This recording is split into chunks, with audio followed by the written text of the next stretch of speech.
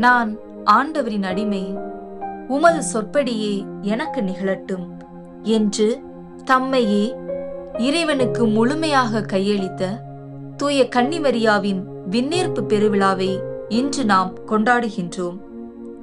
இவ்விழாவானது கிபி 4ஆம் நூற்றாண்டுகளில் மரியன்னையின் வானக பிறப்பு, துயில் கொள்ளல் மற்றும் சென்று விட்டார் என்று பல்வேறு பெயர்களில் கொண்டாடப்பட்டது.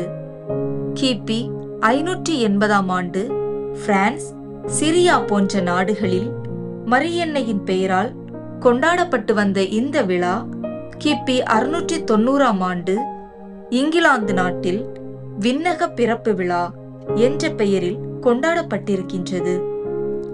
கிபி 1568ஆம் ஆண்டு திருத்தந்தை 5ஆம் பத்திநாதரால் அகில உலக திருச்சபை முழுவதும் கொண்டாட அனுமதி வழங்கப்பட்டது.